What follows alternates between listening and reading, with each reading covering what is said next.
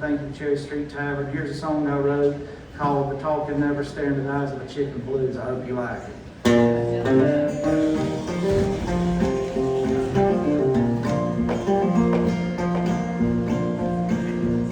I was in East Tennessee, just a passing through, my guitar in tow, feeling pretty blue. I was getting kind of car sick and homesick too. My head was pounding, but I was pushing through. See, I was 3 weeks into the tour of the kind where you don't make no money, there ain't no sense in trying. I was playing for exposure, I guess, wondering how many people died from shit like that. But I was born a folk singer way down in my heart. I ain't doing it for money and I ain't about to start, but like most artists, I'm prone to get depressed. And poverty don't help you out of stuff like that. Depression, that is.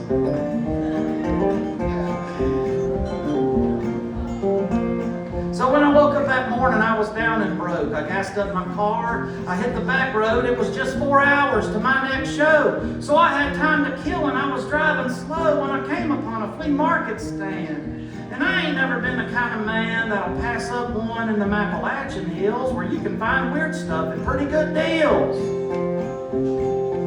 There was produce, antiques, and buffalo hides, and apple butter, and mason jars, and welding supplies, an old couch, like my granny owned, broken fax machines, orange traffic cones, and Indian beads, and homemade knives, even the livestock section. To my surprise, there were pigs and ducks and a billy goat, and cages full of chickens stacked in rows. Well, now me and my wife, we started out in the country, and for that, my friend, we sure feel lucky because we both got a love for gardens and such, and chickens always held a special place in our hearts and our stomachs.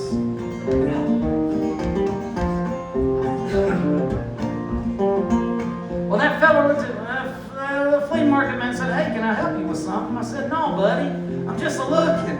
I'm out here on the road, burning time. I'm going to look at your chickens now, if you don't mind." There were Dominickers, Orpingtons, and Wyandottes, and Rhode Island Reds, and Plymouth Rocks, and Golden Comets, and White Leghorns, and Jersey Giants, and Australorps, and Delawares, and Cornish, and Naked Necks, and German Creepers, and Speckled Sussex, and Silkies, and Brahmas, and California Greys, and Coachies, and Banties, and Old English Game, Well Summers, Arapanas, Easter Eggers, and Blue Andalusians, and Barn Builders, and Black Stars, Amberlinks, and Issa Browns, and my favorite of all was the Mystic Morans.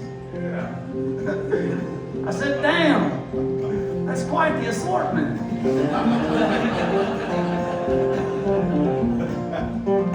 Well, now let me be clear, I gotta get this straight. See, this story demands you get my mental state. I'll sit behind a mic and I'll wear a big grin, but that ain't always the fairest picture of what's happening within. See, I've been making it now as a troubadour. But lately I've been wondering what all the hell for. Yeah, I'm chasing the ghost of Woody and Towns, but what would I do if I finally tracked them down? And I've had a habit since I was a kid of jumping into something and running right out to the edge, and by the time I was old enough to see this pattern, it was too late for me to do that much about it. And I can take a thought running through my head, and I'll think it till it about thinks me dead, and I'll make a monster of almost anything if I let my brain get up and get away from me. And sometimes the road, it'll put me in a trance, and it'll bring out my demons and make me watch them dance, and by the time I get back straight in my mind, I noticed a couple days done passed by. I'm sorry, I ain't trying to overshare and all. It's just part of the story.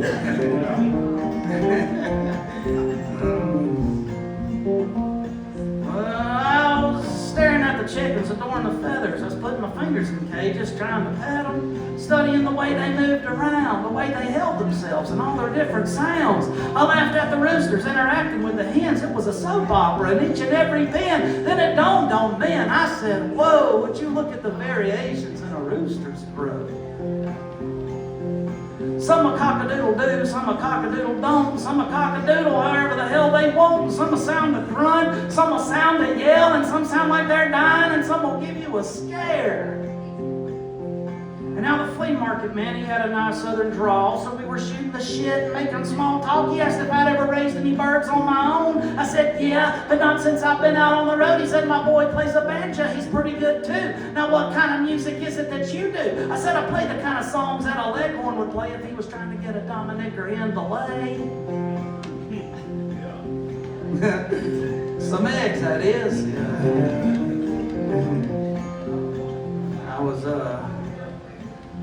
I was up there in Kentucky playing Tyler Children's Festival back in August. I grew up reading the Rolling Stone magazine, and this people from the Rolling Stone magazine was taking my picture. And then this person from the radio station came up and said, "Can we do an interview?" I said, "Sure." "What kind of music do you play?" I said, "I play the kind of songs a Leghorn would play if he was trying to get a Dominicker hen to lay." I would suggest that you probably don't do that if you ever have brass. He said, "What?" He said, "Did you just speak in tongues?" That's true. Well, that fellow looked at me like I was stupid. He must have thought I was crazy or drugged and loopy. What made me say it, I still don't know it, but it made perfect sense to me in the moment.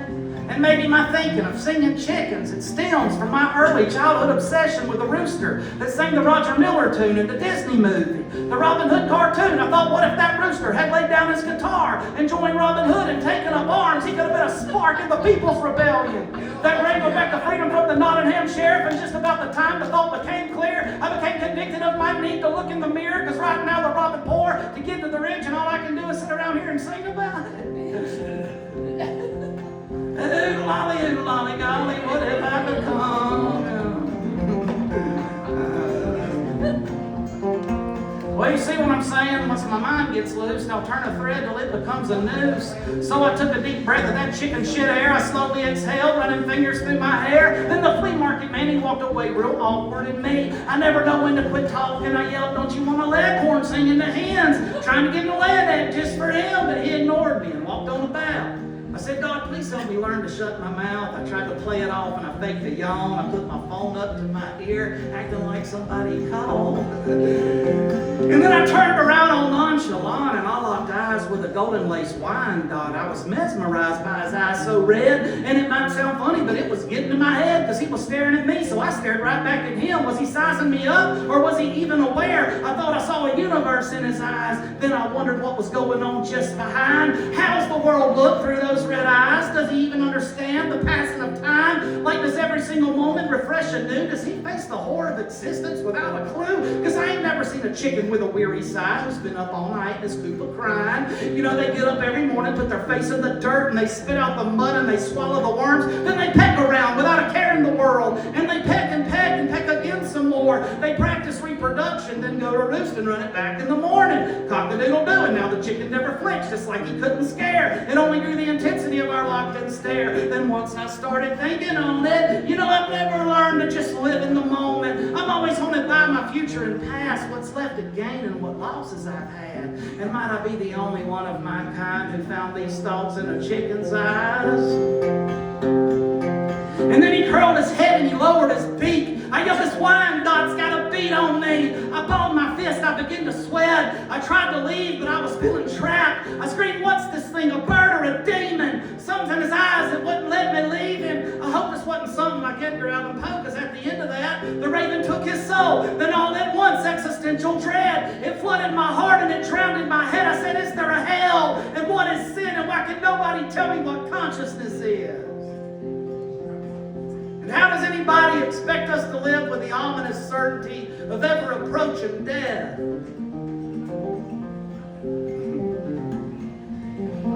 Well, the flea market man said, "Hey, buddy, now listen. You just can't stand here and scream at my chickens.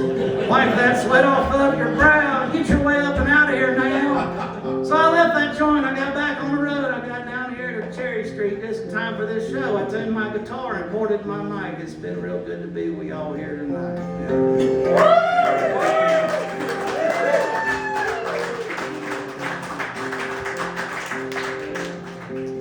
So now here's a message for y'all. Won't you please take heed? If you ever find yourself in East Tennessee and you're a bit wigged out and scared of the road, I want you to be real careful about where you go. Because if you see that old flea market stand, don't you stop or so much as wave your hand. Because I'm telling y'all, I damn near lost my mind looking into them chickens' eyes. But hey, at least I got this song for you. And everybody likes a talking blues where you can turn your pain right into a joke if you put it in a verse and sing it to folk. And maybe this will be my legacy as a writer. I took my struggles and turned them lighthearted. I think of what my favorite artists left behind, turning their agony into rhymes. You know, Bob Dylan, he was something of a tortured character, yet he won the Nobel Prize in Literature. And I'm certain that in the coming years, he'll be named right alongside the great William Shakespeare. And so I do my best to keep a holding on to what mind I got left to try to write these songs, because I can live with a curse or I can make it a blessing. To be or not to be, that truly is the question. Oh, Willie Shakespeare said that. And don't you never stare into the eyes of a chicken. I said that.